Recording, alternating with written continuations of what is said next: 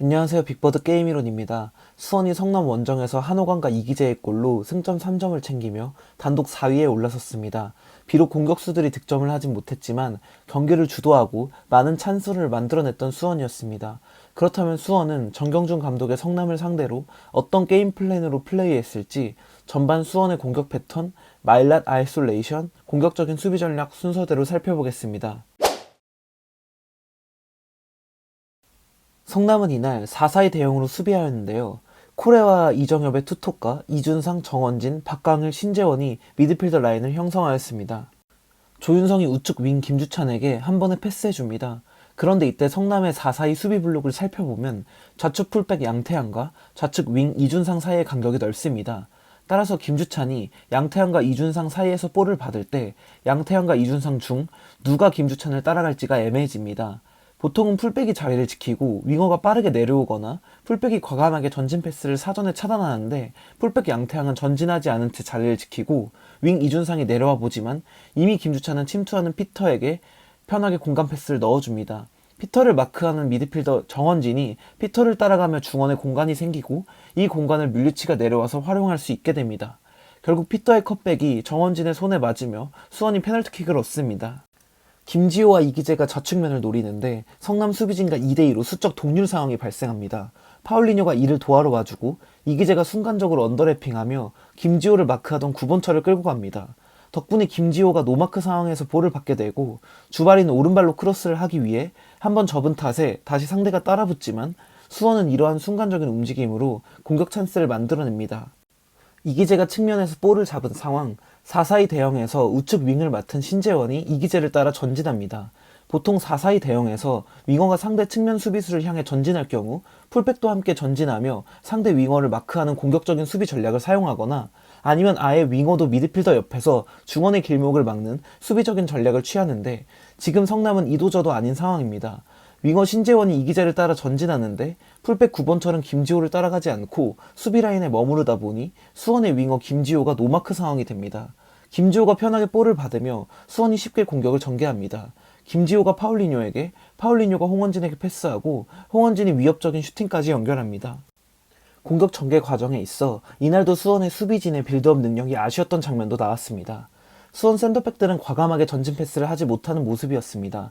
조윤성이 볼을 받은 상황, 피터가 전진하며 성남 미드필더 정원진을 끌고 올라가서 중원의 공간을 원볼란치 홍원진이 활용할 수 있게 됩니다.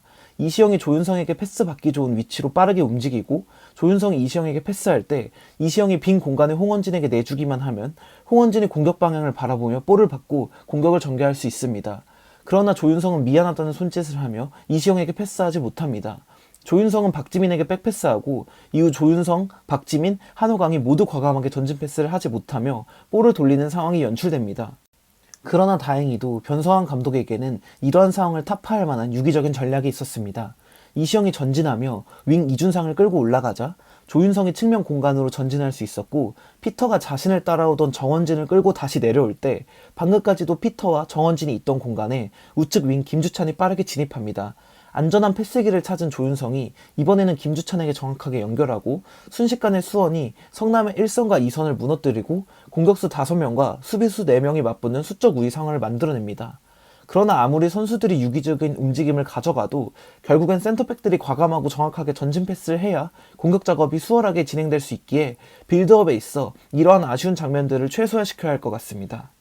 수원은 경기를 주도하고도 뮬리치의 PK 실축과 성남의 첫 슈팅이 골로 연결되며 리드를 내준 채 전반전을 마무리합니다. 후반전 수원은 주로 우측에 공격 숫자를 많이 두고 좌측면에는 마일랏 혼자 놔둡니다. 그렇게 중앙이나 우측면에서 볼을 돌리다가 기회가 되면 좌측에 마일랏에게 연결하며 마일랏에게 1대1 상황을 많이 만들어줍니다.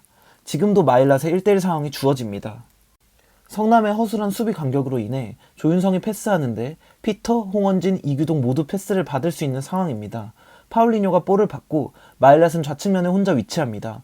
파울리뇨가 강현묵에게 주고 강현묵이 침투하는 마일랏에게 패스해주지만 마일랏이 넘어지며 기회가 무산됩니다.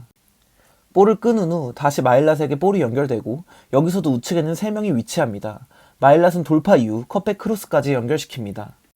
마일랏이 강한 압박으로 볼을 뺏은 상황에서 강현묵이 박스 안쪽으로 들어가며 중앙 수비수 강희빈을 끌고 이동하며 마일랏 앞에 공간을 만들어줍니다. 마일랏이 1대1에서 어려움을 겪자 뒤에 이기재가 오버래핑하며 마일랏의 패스를 받아주고 결국 크로스까지 성공시킵니다.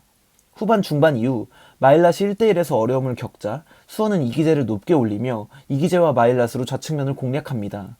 이번에는 마일랏이 반대 파울리뉴에게 정확하게 전달하자 이시영이 빠르게 오버래핑에 들어갑니다. 이렇게 수원은 중앙에 많은 선수들을 넣고 성남의 측면을 공략하여 크로스와 슈팅을 만들어냅니다. 수원은 이날 경기 내내 주도적인 축구를 하며 많은 슈팅을 때렸는데요. 이렇게 주도적인 축구를 할 수 있었던 이유는 공격적인 수비 전략이 있었기 때문이었습니다. 수원은 평소에 사용하던 4-4-2 수비블록 대신 파울리뇨가 내려오며 4-5-1 수비블록으로 수비합니다.